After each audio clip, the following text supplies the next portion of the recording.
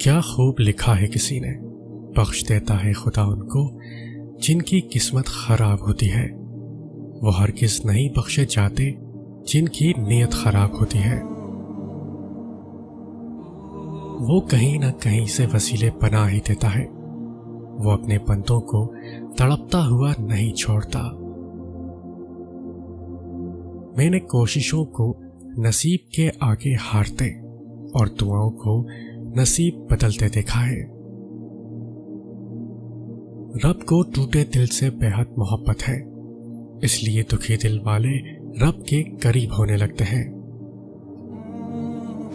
زندگی آزمائشوں کا سمندر ہے، کسی سے لے کر آزمایا جاتا ہے تو کسی کو بے تحاشا دے کر آزمایا جاتا ہے، بس کہیں صبر کی اور کہیں شکر کی آزمائش ہے۔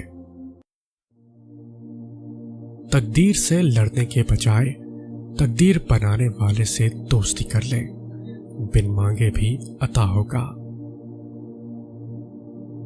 معجزات کرنا اللہ کا کام ہے، ہمارا کام بہت آسان ہے، دعا، یقین اور صبر۔ کہیں سجدہ، کہیں اشکوں کی روانی ہوتی ہے۔ محبت خدا تک پہنچنے کی مختصر کہانی ہوتی ہے۔ لوگوں کی نظر میں خاموشی آنا ہے اور اللہ کی نظر میں خاموشی صبر ہے۔